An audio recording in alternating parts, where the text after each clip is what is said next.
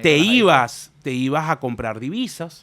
La devaluación te hacía el trabajo, porque en realidad las tasas de interés no compensaban el ritmo de devaluación de la moneda, con lo cual ese crédito ya era negocio. Claro, ese crédito que era en bolívares se diluía en el tiempo. Tu negocio podía ir mal, pero el crédito te compensaba cualquier cosa. Entonces, al final, se convirtió en una solución no de financiamiento de capital de trabajo, no de financiamiento de inversión, sino un mecanismo de cobertura cambiaria.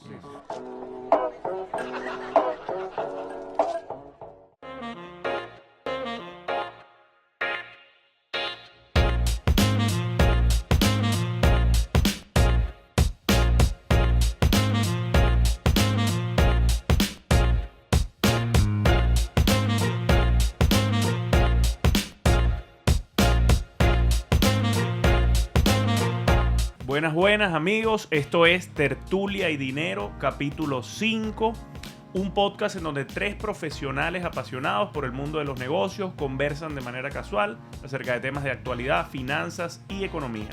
Hoy vamos a estar tocando el tema del financiamiento en Venezuela. Candela.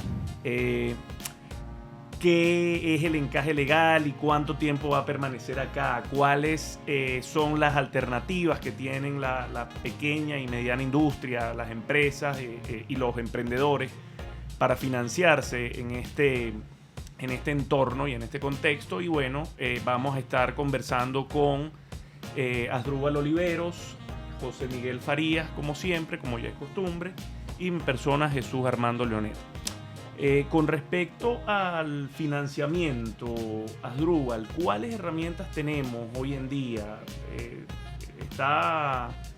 Parece que está complicado, se ve en la calle que el mercado, digamos, y los demandantes de créditos están ávidos de capital, Están buscando plata, pero no tienen dónde conseguirla, Asdrúbal. Esa es la respuesta. Esa es la recta a las letras. Sí. Y la banca pareciera que no es suficiente. ¿Qué opciones nos puedes decir? Bueno, mira, no solo que no es suficiente, es que el crédito en Venezuela prácticamente ha desaparecido. Es decir, para que ustedes tengan una idea de lo que estamos hablando, si nosotros tomamos la cartera de crédito de la banca y la comparamos con el PIB de la economía, que es la variable estándar que utilizamos los economistas, no llega a un punto de PIB. Wow. Imagínate.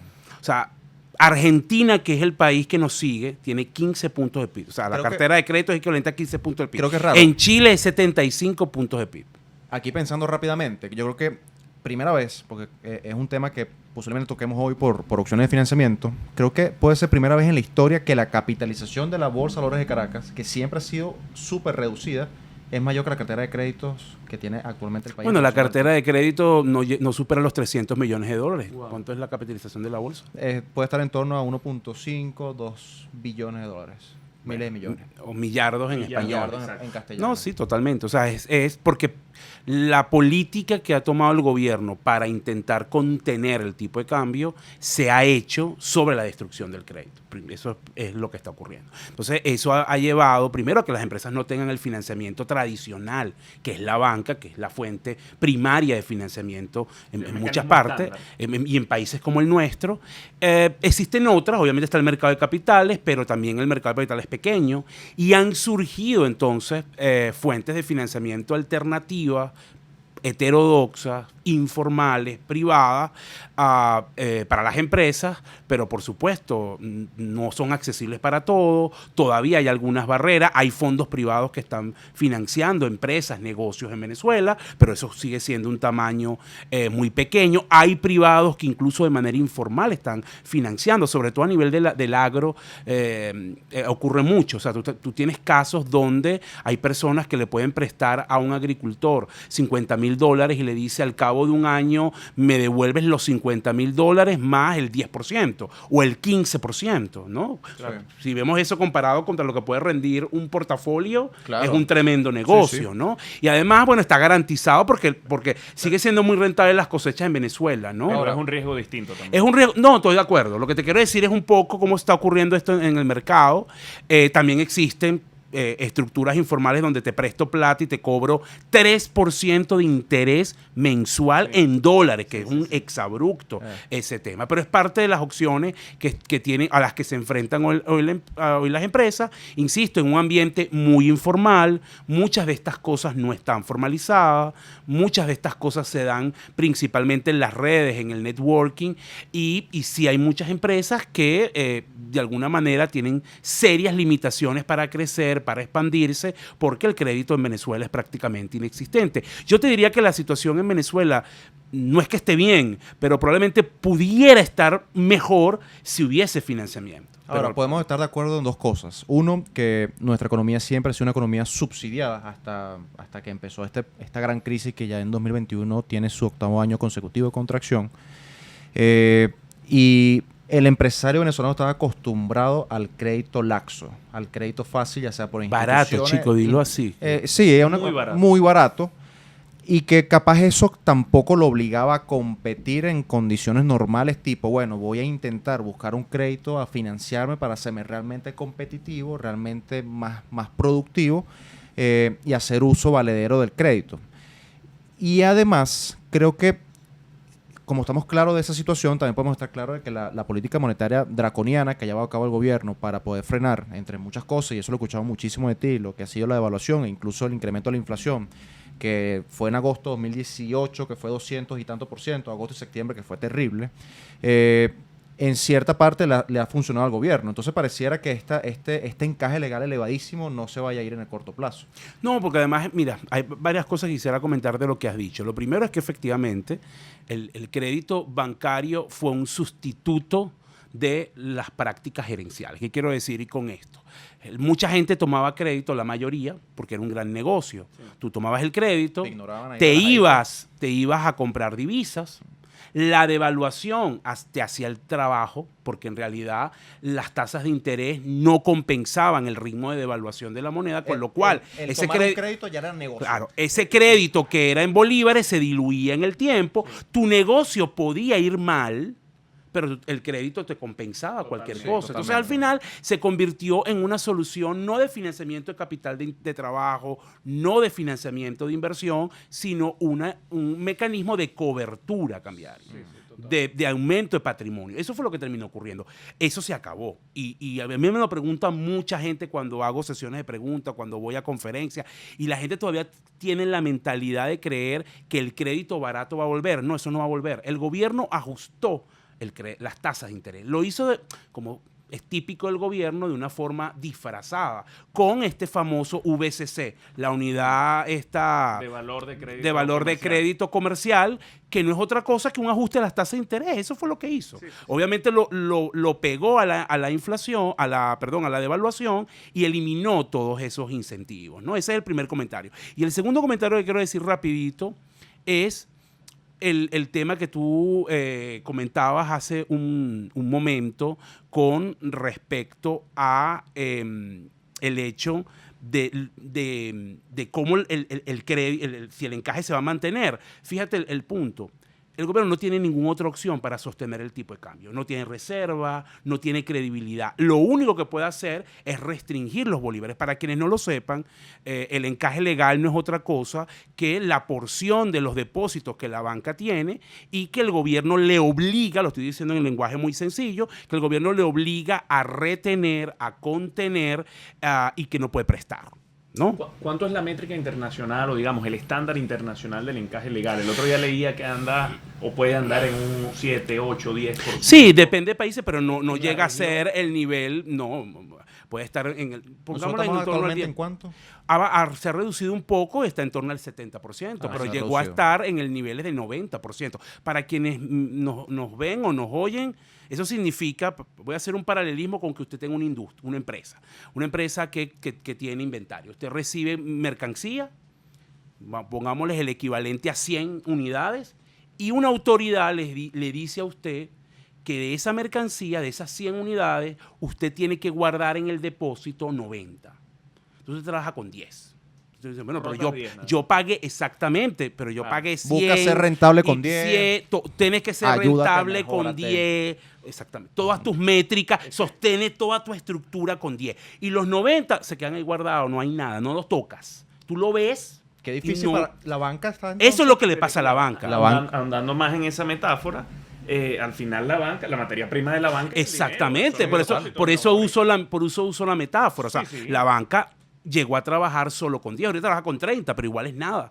O sea, por eso es que mucha gente se queja en las redes, no, que mis tarjetas de crédito no sirven, no, que no me dan crédito. No es que la banca no te quiera prestar. Y no es que yo esté haciendo aquí apología a la banca. La banca El está negocio bien. de la banca es prestar, Claro, la cual. intermediación. porque gana con eso, pero no te puede prestar, porque tiene unas restricciones muy agresivas por la política monetaria. Ahora, es insostenible en el mediano plazo que la situación del encaje legal y la política monetaria tan restrictiva empiece a hacer mella en los bancos de pequeña y mediana escala. O sea, ¿lo ves viable? O sea, ¿ves fusiones, ves adquisiciones El forzadas? problema, José, es que la última reforma a la ley de banco que se hizo bajo la gestión del exministro todopoderoso Jorge Giordani tiene una visión muy, digamos, quitó el carácter técnico a eso. Ok. ¿No? Lo politizó demasiado, ¿no? Entonces, para que tengas una idea, generalmente una fusión de banco o un cambio en la propiedad de los bancos es una decisión que tendría que tomar el presidente de la República. Y bueno, te imaginas lo que eso significa. Ya la discusión ahí no es técnica, la discusión es más política. Claro. Pero eso se puede dar, ¿no? Yo creo que la salvación hoy de la banca está en la dolarización. Yo he Es visto decir, mucha en iniciativa de ese la tema- banca con productos innovadores, capaz con lo que conversábamos en el segundo capítulo del fintech. Creo que hay bancos venezolanos que están intentando revolucionar de a poco Totalmente. la aplicabilidad y sobre todo que sea mucho más práctico el uso de sus Sí, plataformas. claro, totalmente. Los bancos van, algunos, no todos, hay como dos ritmos de banco. Hay unos bancos que van mucho más agresivos. Sí. Tienes un banco como Banplus, por ejemplo, que es agresivísimo con ese tema. Otros van como más rezagados. Y pudiera ir más rápido si el regulador lo permitiera, ¿no? Sí. Pero no lo permite. O sea, por ejemplo, el regulador no permite una cámara de compensación privada dólar-dólar, que sería de gran ayuda, Claro. porque Y tú ayudaría pudieras... también a la bolsa. Totalmente, porque tú pudieras, si yo tengo dinero en el banco A y Jesús tiene en el banco B, yo le puedo transferir de mi banco A al banco de Jesús. Y Hoy no se puede. pago móvil. Hoy tendría él que tener el dinero en el mismo el banco. mismo banco. Y yo estoy seguro que ¿No? la banca lo tiene así. O sea, Sí, eso está listo. Si eso se permite, la Eso- banca eso- mañana eso- lo tiene o sea, Eso para está, todos los eso está clientes. adelantado. En algunos bancos está bastante adelantado. Otra cosa, si yo voy a pagar un comercio hoy con mi cuenta en divisas, a mí me debitan los dólares, pero toda la operatividad que está detrás se hace en bolívares. Correcto. Y el comercio recibe Recibe bolívares. Entonces, lo ideal sería que si yo estoy pagando contra mis dólares, ese comercio reciba también dólares. Claro. ¿Entiendes? Y que el punto además sea híbrido. Deberás tener un punto que se maneje con bolívar y un punto que se maneje con dólar. Con lo cual te quitas ese problema de cuál tasa de cambio usar. Sí. Tú sabes que ahora, bueno, no, que la tasa va a ser más alta porque yo no sé cuándo me van a debitar la plata. O sea, se corrigen una gran cantidad de distorsiones si el regulador permitiera avanzar más en el ecosistema dólar-dólar, como uno lo llama, ¿no? Ahora, yéndonos a un set de recomendaciones. Ya sabemos que tenemos un encaje legal en torno al 70%, que de igual forma no es que sea demasiado laxo, demasiado factible para la banca poder hacer su labor cotidiana, que es la intermediación financiera. ¿Qué opciones tiene el empresario, independientemente de la gama, pequeña, mediana o Sí, grande, sí. para buscar financiamiento en la Venezuela actual? Vamos a hablar de la Bolsa de Valores de Caracas como opción de financiamiento al final del capítulo, pero si sacamos la bolsa de la ecuación, que igual es una solución que es pequeña, que es ilíquida y que capaz no se adapta a todos los perfiles. Bueno, a ¿qué día op- de hoy, pero Sí, pudiera- y viene pudiera- creciendo. Los sí. números son bastante interesantes, pero sí. ¿qué opciones hay hoy? O sea, ¿qué- No, si yo soy empresario, hoy ¿qué hago? principalmente financiamiento privado está ocurriendo. Insisto, mucha gente pregunta, ¿dónde lo consigo? No es tan fácil porque el financiamiento privado está supeditado a la red, ¿no? Al Claro. networking. Todavía es muy incipiente porque además está en una zona gris porque, bueno, compite con la banca. El tema de las garantías y de la regulación sí. no está del todo No hay un definida, marco legal pero eso existe y yo creo que con el paso del tiempo se va a profundizar, pues. Yo creo, y estoy lanzando una moneda al aire, pero creo que seguro, y no sé si Asdrúbal tienes conocimiento de esto, pero he visto muchas fintech, sobre todo en México y en Colombia, de estructuras paralelas alejada de la banca, que están prestando plata a microempresarios y que están creciendo a un ritmo súper, hiper, mega acelerado. ¿Es posible ver eso en Venezuela? Incluso en Argentina lo hay también. Sí, claro, yo creo que es posible, totalmente, ¿no? También depende, ojo, en general muchas de las fintechs tienen que pasar por regulaciones de Sudeban y el Banco Central, pero tal vez al margen. Otra cosa que está ocurriendo, y me surge con tu comentario, es, y claro, es un grupo pequeño de empresas que está accediendo a financiamiento de bancos internacionales. Porque, bueno, tiene buena credibilidad, porque son empresas consolidadas en su sector, tienen historial, tienen también cómo, de alguna manera, ofrecer garantías para ese crédito que están pidiendo, y se están apalancando en bancos de Panamá, en bancos de islas del Caribe, e incluso en bancos de los Estados Unidos y en menor medida de España. Eso también está ocurriendo, ¿no? Porque el mercado se va moviendo. Lo que sí es triste, o preocupante, mejor dicho, es que tú tengas a un sector privado asfixiado con necesidad de financiamiento y que surjan entonces estas estructuras informales, muchas veces turbias, no claras y costosísimas, porque, perdónenme, que tú pagues 3% al mes en un crédito en divisa es un exabrupto. Es absurdo. Total. Es absurdo. Ahora, retomando el punto, al menos a mí me queda muy claro que el crédito barato se acabó. No, eso no va a volver. ¿Ok? Ahora yo creo que es incluso hasta bueno para concluir. Eso es claro, eso es sano para una economía. Sano. Una economía subsidiada es inviable y nosotros lo estamos viviendo actualmente. Sí. Es bueno ser una economía competitiva, si vas a financiarte, que sea porque tienes un plan de negocio. Claro, y que hagas tu proyección de flujo de caja y revises que el crédito, entonces revise, bueno, ¿cuánto me va a costar ese crédito? Yo sé que Jesús se molesta con este tema porque ¿cuánto de mi flujo? No lo diga muy duro, pero le van a caer encima. Sí. Bueno, éramos varios. Mira, ahora, Drubal, pero, y te lo pregunto a ti también, José Miguel, ¿hasta cuándo va a estar presente este encaje legal? O sea, ¿cuándo? Porque yo entiendo que el crédito barato se acabó y es sano para la economía, pero este nivel de encaje legal no es sano para la economía y representa un desafío, un gran desafío tanto para las empresas tradicionales, pero también para los emprendedores.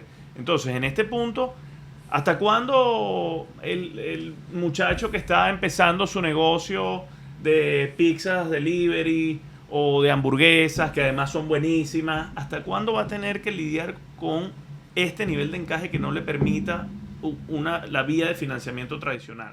Yo creo que depende mucho de la dolarización. Es decir, la única forma de que tú puedas tener recursos para prestar la banca y disminuir la tensión del tema encaje viene por que parte de esos dólares que están circulando dentro de la economía se redirijan al crédito. Recordemos que la liquidez en dólares en Venezuela, es decir, la cantidad de circulante que hay adentro acá de billetes es 5 veces más que todo el M2, que toda la liquidez en bolívares. O sea, de tal manera que ahí está el potencial. En la medida que el regulador pueda ver en ese ecosistema dólar no tanto como una amenaza, sino como un área de oportunidad y crecimiento, de ahí puede venir entonces temas de expansión de crédito que pueden ser significativos para empresas y sectores. Okay. Buenísimo. Y por último, imaginemos que entonces no hay crédito, es decir, se quedó el encaje legal por 200 años. Bueno, tampoco así. Utilizando aquí una exageración, la Bolsa de Valores de Caracas no es lo suficiente. ¿Cómo sobrevivimos sin los créditos? ¿Cómo hacemos para que ese flujo de caja pueda financiar digamos, toda la operatividad del modelo de negocio? Lo conversamos en el capítulo sobre qué buenas prácticas gerenciales, creo que fue el tercer capítulo, cómo ser competitivo en este entorno tan difícil y distorsionado y de tanta incertidumbre en Venezuela. Y creo que ver las recomendaciones que hicimos posiblemente te permita entender que posiblemente el crédito bancario no va a volver pronto, que capaz por tu escala, si eres muy chiquitico, a pesar de que en la bolsa ahorita las pequeñas y medianas empresas pueden buscar financiamiento, pues imaginemos que eres un negocio naciente, que capaz no tiene la estructura necesaria para ir a cometer un proceso de financiamiento en el mercado de valores, tienes que enfocarte en esas recomendaciones. O sea, tu ventaja competitiva, claramente, ser competitivo, optimizar tu flujo de caja. ¿Viste? Estoy hablando como Asdrúbal. Ya viste, exactamente. Claro, crecimiento orgánico también. O sea, al final, ojo, yo entiendo que hay empresas que se frustran porque dicen, bueno, si tuviese crédito, iría X más 5. Bueno, claro, no hay crédito, vas X más 2. es lo que toca, Sí, es claro. lo que hay, te toca adaptarte un poco al tema del entorno, probablemente el ritmo de crecimiento sea más lento, tienes que de alguna manera priorizar áreas de acción, áreas de inversión. No puedes abarcar todo porque vas a tener recursos escasos, pero esos son el tipo de decisiones que tienes que tener mientras tengas este entorno de restricción tan agresiva de crédito, ¿no? Yo creo, y es una visión que he visto recientemente con los clientes de la escuela, que hace falta una estructura y capaz una idea de negocio paralela que podemos tener en mente, una estructura que permite establecer un puente ¿Tú vas a dar la entre idea de negocio aquí al aire, sí? hacia el aire, pero para que lo agarren calientico. Ok, bueno, pero que esto no salga de aquí. Entre personas excedentarias y personas deficitarias. ¿Qué es lo que más o menos la estructura bajo la cual funciona la bolsa? Esa unión y ese puente entre excedentarios y O sea, deficitarios. entre Jesús y tú. Vamos a buscar a alguien que en Venezuela establece una página Yo puedo web, ser un excedentario, yo quiero fintech, ser excedentario. para establecer ese puente de financiamiento. Yo creo que muchísimos microempresarios venezolanos lo agradecerían y que posiblemente ahorita esos espacios no hay en Venezuela, no abundan. Sí, bueno, está ocurriendo, hay titularización, está ocurriendo en el mercado agrícola, se empiezan a elaborar soluciones. Recuerda que en economía toda distorsión, toda restricción Encuentra su arreglo. genera eso que llamaban algunos economistas, esa explosión creativa, ¿no? Esa capacidad de inventar, de sobreponerte, y eso está ocurriendo. Sí. A una escala pequeña, todavía obviamente no funciona que beneficie a todos, pero sí se empiezan a ver Yo personalmente, ese tipo de iniciativas. aprovechando para hacerme publicidad, estoy innovando con una plataforma de crowdfunding enfocada para intentar colocar personas de la ciudad que tengan ganas de invertir en el campo. Y no tienes que tener finca, invierte directamente en el producto, tiene retorno en dólares. Y ojo, no es recomendación de inversión, posiblemente investigación, pero creo que es una manera de que cómo se está abriendo ese segmento en distintos sectores y puede ser una gran iniciativa para Pero otros sectores explica cómo hacen ahí. O sea, la banca agarra un cochino. ¿Cómo es eso? Invertimos en ganado en cenepoles, ganado de levante o de ceba para periodos de 6 o 12 meses de inversión y en este caso de crecimiento del animal. Y en el momento que el animal alcanza su peso pico, va lamentablemente al matadero y bueno, recogemos los profits del Y después se crecimiento del reparte. peso. Yo Y veo después se esto- reparte. Ok. Yo veo esto, digamos, una persona que vive en Caracas, que trabaja en una oficina, pero quiere tener exposición, así sea pequeña, al sector agropecuario, que quiere invertir en un toro sin necesidad de, bueno, atenderlo, porque no conoce el mundo. Esto funciona, digamos, yo puedo agarrar y decirte, mira, José Miguel, yo quiero comprar 5 toros. Sí. Bueno, Y vendemos a través- lotes de 10. Ok, y Pero a través del mecanismo. Y que si yo ustedes tengo nada más para medio toro. Cuadra con Jesús que te ponga los 9,5 restantes. hay que hacer una vaca para comprar los 10 toros. Ahora, Pero deberías tener opciones más pequeñas, ¿no? Para el pero pequeño recuerda que inversionista. también, es que es un negocio también de escala. Al final, de a uno en uno es complicado, pero de a lotes a 10, intentando que sea una plataforma colaborativa, que es como la No, esencia. eso no es colaborativo, eso No, es es que- cerrado de gente con un plata. séquito, sí, sí, claro. sí. O sea, ¿quién va a comprar 10 toros? 10 toritos ahí para que vayan a tomarle Ganadero. fotos bien bonitos. no, pero me gusta bastante el concepto. Eso porque- me hizo- porque te- mira, puede eso ser me hizo aplicable. recordar un chiste muy cruel de una vez yo estaba en el supermercado y estaba, bueno, comprando queso y estas cosas, ¿no? Y llegó una señora y dice, por favor, me da 150 gramos de jamón. Y el muérgano del charcutero le dijo, no, tráeme la arepa para que te la rellene. Bueno, esto es más o menos lo mismo, pues.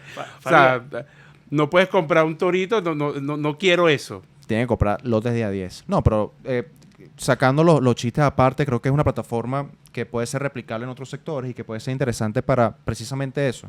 Personas que quieren invertir en un sector, sea el agropecuario o sea el de Bueno, financiamiento, eso que tú el dices bancario, es lo que está microbancario. ocurriendo en el sector agro, pero de una forma informal. Es decir, Sí. ¿qué es lo que pasa en el sector agro? Yo tengo una producción o una cosecha, no tengo la plata suficiente, sé que eso es rentable porque conozco, tengo el know-how, la tierra, los equipos, y tengo amigos, muchos de ellos se fueron, muchos de ellos tenían inversiones en los bonos venezolanos que rendían muy bien, pero como ya ahora está en impago, no sirve, tengo plata, y entonces llamas a los amigos y le dices, mira, pana, tengo esta cosecha, tú me conoces, sabes que esto se está haciendo bien, y el tipo pone la plata y espera después al final de cosecha un rendimiento. Más o menos lo mismo, ¿no? Bueno, como dices Pero tú, esto, es más, pero esto está mucho más institucionalizado Como porque dices tiene tú, todo. la economía al final va buscando su propio arreglo para intentar funcionar, porque al final los agentes económicos buscan la manera de seguir subsistiendo y seguir produciendo. Claro, totalmente. Mira, Faría, y eso es verdad que esos toros que venden ustedes, esos paquetes no los pican las culebras. Porque tú sabes que cuando tú tienes vacas o toros y tú los mandas para otra finca, las culebras pican es a los que vienen de otra finca. ¿No? Sí, pican a no. los de- Chiste aparte, la verdad es que es el mayor riesgo y la mayor duda e interrogante que nos hacen los clientes. ¿Qué pasa si se muere mi animal? La verdad es que la finca está tan bien parametrizada que nosotros cubrimos cualquier pérdida que tengan los animales durante el proceso de levante o de ceba. Pero realmente, Una ojo, pregunta, Ideal. la rentabilidad es sobre mis 10 toros o sobre todos los toros en conjunto? no, sobre tu lote de animales. Ah, ok. Ah, Robert, tú quieres comprar 10 toros Y participar en la ganarte los ganancia reales de los toros de los No, otros. pero Es que escucho bueno, es que colaborativa hago preguntas que puede tener la gente. Sí, no, tal cual. No, tú compras un lote de 10 animales. No, eso pero tiene un ojo, son rendimiento dos en cosas. dólares. Ya va, ustedes no me entendieron. Yo tengo 10 toros y eso me da a mí como mi paquete accionario. Pero la rentabilidad de la carne que venda, a eso es lo que me estoy refiriendo, es de todo el negocio. Y después esa rentabilidad me corresponde a mí por los 10 toros que yo tengo. Correcto. Pero al final es toda la venta que se haga de todos los animales, Correcto, ¿no? Es correcto. Eso tal es cual. lo que estoy queriendo decir. Para que dejes el chalequeo con las drugas. Ahora, volviendo al tema del financiamiento, a mí es algo que me preocupa de cara a los años que vienen en Venezuela porque, bueno, las décadas anteriores la banca yo creo que tuvo, exceptuando la década de los 90 con aquella crisis bancaria, pero los 2000 y del 2010 al menos hasta el 17-18 la banca tenía mucha salud y creo que era un negocio muy rentable en Venezuela. Pero ¿qué rol juega la Bolsa de Valores de Caracas en todo esto? Es un mercado, hemos sido tradicionalmente un mercado pequeño en comparación al PIB, en comparación digamos, a la cartera de crédito, pero pareciera que está en una buena posición de cara al corto y al mediano plazo. Es una opción el mercado local hoy en día, entendiendo la falta de financiamiento que se vive en el país. Es una opción. Ciertamente la bolsa no es una institución reciente, nueva. Obviamente está en boga porque incluso a raíz del elevado encaje legal y la política monetaria restrictiva, al no haber créditos, muchos empresarios han empezado a voltearse hacia mecanismos alternativos, en este caso la Bolsa de Valores de Caracas. Ciertamente Venezuela nunca ha tenido una fuerte cultura bursátil. El empresario venezolano no estaba acostumbrado a listar sus acciones en bolsa, ni a entender lo que era la realización de una asamblea de accionistas, ni a abrir sus libros y Sí, eso estar generaba pendiente. mucha desconfianza. Muchísima desconfianza, no solamente en los últimos 20 años, sino realmente prácticamente en toda nuestra historia contemporánea. También parte de que la economía, el crédito barato, el crédito laxo, el crédito regalado, subsidiado, Y bueno, que Venezuela, el tejido empresarial es en buena parte empresas familiares. también. Entonces, en la familia hay mucho recelo, usualmente, para listar sus acciones y compartir su empresa con otras personas. Pero ciertamente la bolsa, que no ha tenido una presencia importantísima en la economía venezolana, el punto más alto que alcanzó la bolsa en general fue en la década de los 90, en relación a 15 o 16 puntos del PIB. Se transaban 5 millones de dólares diarios, 2.000, 3.000 millones de dólares al año. Y lo comparas con lo que es actualmente, que a pesar de que viene creciendo en términos de renta fija, en términos de renta variable sigue siendo bastante pequeño y bastante líquido. Sí. Hay muy poca presencia de la población en lo que se llama participación en la Bolsa de Valores de Caracas. Eso se mide a través de el número de subcuentistas que tiene la Caja Venezolana de Valores. Son muy pocos. Pero creo que a nivel de renta fija, que es el tema que nos atañe acá, porque es el tema de financiamiento, hemos visto en 2017, 18, 19 y 20 números crecientes e incluso con una tendencia alcista bastante Sí, interesante. estaba viendo unos datos de cada 10 emisiones que se están haciendo de renta fija, 7 son de nuevas empresas, es decir, empresas que nunca antes habían emitido, No, y lo emisiones cual de habla divisas de la también. necesidad, ¿no? Ocurrió la emisión en divisa de Ron Santa Teresa el año pasado por $300,000, una emisión que se hizo cero cupón con descuento para que fuese medianamente atractiva con un rendimiento de 4% para los acreedores, pero creo que es un van ocurriendo pasos pequeños que cuando yo entré al mercado y cuando empecé a trabajar activamente en él hace 4 años, no me imaginaba, por ejemplo, una emisión en divisas. Sí, no, y hay empresas que han Sí, eso era obtenido, impensable. hay empresas que han obtenido financiamiento en la bolsa equivalente al año de 200, 300 mil dólares. Obviamente no lo vamos a comparar con estándares internacionales, pero para el tema del tamaño de Venezuela son números interesantes. Hoy la banca no puede dar esos números en crédito. No, y empresas que siguen de pie en Venezuela intentando hacer país. Coca-Cola FEMSA, Purina, Laboratorios Kellogg's, o sea, son Fondo de compañías... Valores, son Santa Teresa. Son compañías que tienen mucho pedigrí. Esas compañías que están listadas incluso con sus acciones, como es el caso de Rosa Daico, Teresa, Mercantil, la BNC, Kellogg's, Provincial, creo que también va a sacar Laboratorios esa Kellogg's. Sí, o sea, estamos hablando de compañías que todos los venezolanos conocemos. Y De son compañías Uno, que están Digitel. volteando su mirada en búsqueda de financiamiento. Sigue siendo ilíquido nuestro mercado, sigue siendo pequeño. Realmente las emisiones no son, como dice Asdrúbal, emisiones estratosféricas que te van a permitir trabajar tranquilamente, pero es una opción que está creciendo. De hecho, al corte de abril, que es la última data que tengo, ya casi doblaba en un 100%, en un 85% aproximadamente, la misma cantidad de emisiones para el año 2020. Entonces, de manera pujante, la bolsa se está posicionando como Está un la bolsa instrumento de- agrícola también, que es digamos, también ofrece financiamiento a empresas del sector. Ujú. Sí, sí, de hecho, y la pregunta también iba más porque en estos días conversé con alguien que me decía, no un inversionista tradicional, o al menos no lo concebía así, que estaba comprando acciones de CanTV.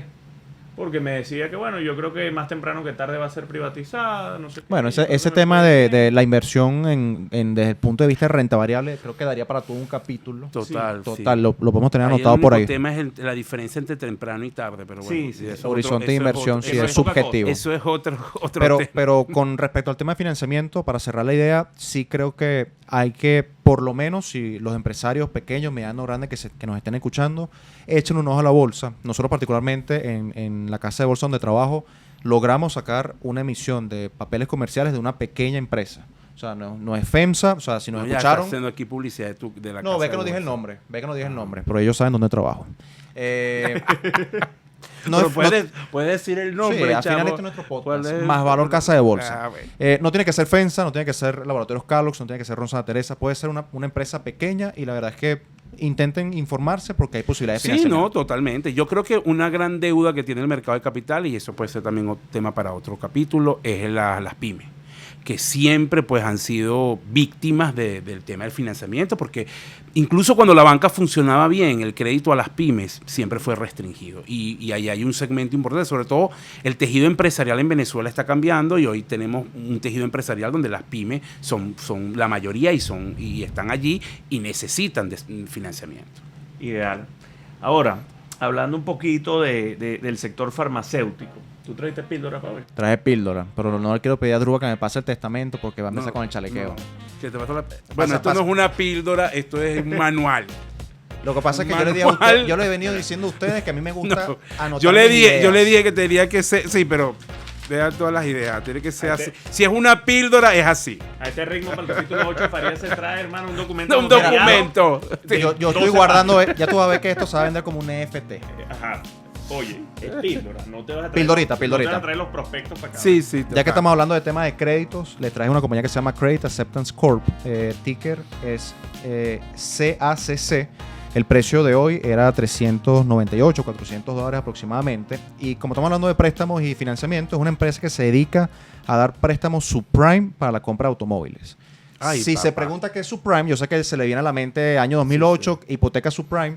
El término subprime significa sencillamente que tiene alto riesgo de impago. Es decir, que los préstamos se dan para personas que posiblemente no se les pide tanta información crediticia. No sabemos Uno realmente Jesús, si pues pueden- mala paga. Perdón, no bueno, mentira. por ahí van los tiros. Pero hasta cuándo, hermano. Pero a pesar de que es una empresa que se basa en temas de préstamos subprime, uno pudiese pensar que durante la crisis de 2008 sufrió y realmente fue una empresa Por que creció cierto, ese año. perdona que te interrumpa en tu píldora, ¿tú sabías que uno de los mercados, o mejor dicho, el mercado que sigue como alternativa, que sigue la Reserva Federal para medir riesgos de inflación es el mercado de vehículos usados en los Estados Unidos? Imagínate, llégate, pues.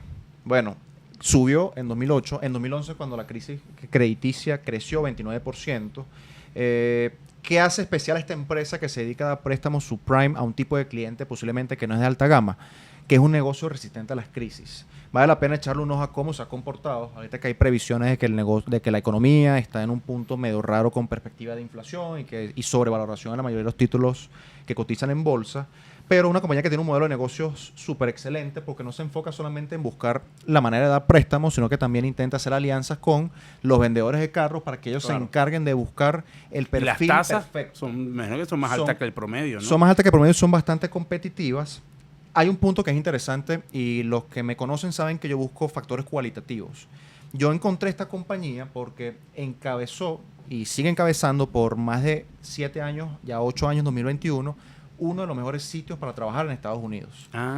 Lo vi en un ranking, lo busqué y realmente vi fortaleza de ingresos, crecimiento de beneficios por acción constante, rendimiento absurdo del rendimiento sobre el patrimonio, porque si lo digo en inglés, Adruba me cae encima. Sí, ¿Cómo es eso? Y sobre todo creo que tiene una perspectiva interesante de evolución de capital para el inversionista. O sea, son muy agresivos en la recompra de acciones porque ellos creen que mientras su acción esté subvaluada, y debe tener un buen como es departamento ahorita, de cobranza. Pueden retornar valor con la recompra de acciones. Como pasa en esas si ese es el core compañías. business, segurísimo son buenos cobrando. Ya en mi testamento, yo sé que después lo voy a vender como un NFT y me haré millonario con las pildoritas de la semana. Pero bueno, échenle un ojo, ticker CACC, y vamos armando nuestro portafolio y va cogiendo forma. Señores, esto fue Tertulia y Dinero, capítulo 5, un podcast en donde 3 profesionales apasionados por el mundo de los negocios conversan de manera casual acerca de temas de economía, finanzas e inversión. Hasta una próxima entrega. Jesús Armando Leonet, @Jesús Leonet en Instagram y Twitter. Por acá José Miguel Farías, @JMFaríasU en Instagram y en Twitter. Asdrúbal Oliveros, @AROlivero en Instagram y Twitter. Nos fuimos. Nos vemos.